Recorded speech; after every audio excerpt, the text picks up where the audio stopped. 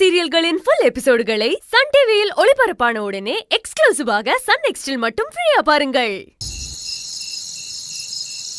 ஏ ஆனந்தி, அம்மா என்ன அத்தா பண்ற? எப்படி இருக்க? எனக்கு என்னம்மா, நான் நல்லாத்தே இருக்கிறேன். நீங்க எப்படி இருக்கீங்க? எங்களுக்கு என்ன அத்தா, நல்லா இருக்கும்.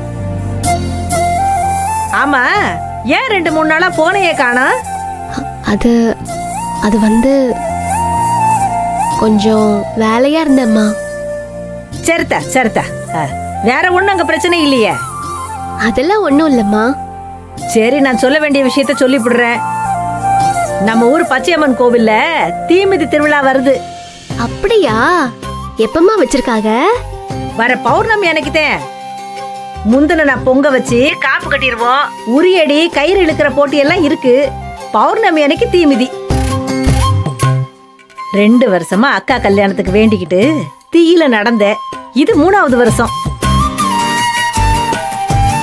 அதே லீவு போட்டுட்டு ஊருக்கு கிளம்பி வான்னு சொல்றதுக்கு போட்டேன்.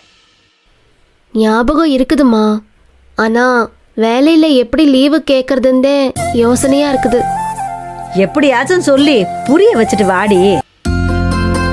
பேச்சி போன கொடு. அதான் ஆனந்தி, அப்பா நீ எங்க எல்லாரோடையும் திருவிழாக்கு வரணும் தான் ஆசை. ஆனா உன் சூழ்நிலை என்னன்னு எனக்கு தெரியாது.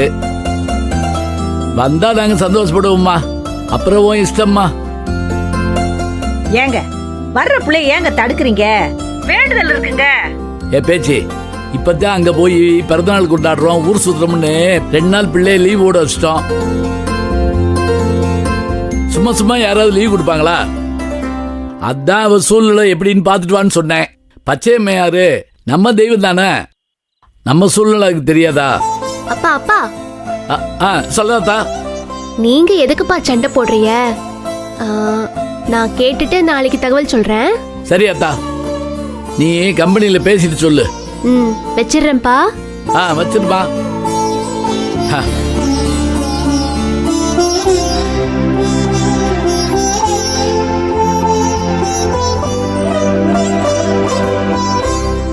என்ன ஆனந்தி, அப்பா அம்மா என்ன சொல்றாங்க? என்னைய ஊருக்கு வர சொல்றாங்க. ஐயோ, மீண்டும் மீண்டுமா? ஏய், என்னால முடியலடி. ஏன்டி இப்படி பண்ற? ஏய், நான் என்னத்த பண்ண? என்ன பண்ணியா? நேத்து நீ ஊருக்கு போறேன்னு டென்ஷன் பண்ணிட்டு இருந்த. இப்போ உங்க அப்பா ஆரம்பிச்சிட்டாரு. என்னால முடியலப்பா. ஏ ரஜனா, ஒரு நிமிஷம் இரு ரஜனா. என்ன ஆனந்தி, அப்பாக்கு இங்க நடந்த விஷயம்லாம் எதுவும் தெரிஞ்சு கூப்பிடுறாரா? ஐயோ, அதெல்லாம் ஒண்ணும் இல்ல. ஊர்ல இப்போ தீமிதி திருவிழா நடக்குது. அக்காவுக்கு சீக்கிரமா கல்யாணம் ஆகணும்னு 3 வருஷம் தீமிதிக்க வேண்டிக்கிட்டேன். 2 வருஷம் தீமிதிச்சிட்டேன். இது 3வது வருஷம். அதுக்கு என்னைய வர சொல்லிருக்காக. அவ்வளோதானா? ச்சே, நான் வேற ஏதோன்னு நினைச்சிட்டேன். அடியே, என்ன நீ ரொம்ப சாதாரணமா தீ மிதிக்க போறேன்னு சொல்ற? கால் சுடாதா? அதெல்லாம் சுடாது. வேண்டுதல் சாமிக்குல்ல. அந்த நேரத்துல எல்லாரும் சாமி வந்த கணக்காதே இருப்போம். எங்களுக்கு எதுவுமே தெரியாது. திருவிழாக்கு தானே வான்னு கூப்பிடுறாங்க. வரேன்னு ஜாலியா சொல்ல வேண்டியதானே. அதை விட்டுட்டு ஏன்டி டென்ஷனா இருக்க? இல்ல, இங்க வந்ததுல இருந்தே ஒரே பிரச்சனையாவேதான் இருக்குது. பெருசா சம்பாதியமும் ஒன்னும் செய்யல. வாங்கின சம்பளம்லாம் வட்டி பணத்துக்கே சரியா போச்சு.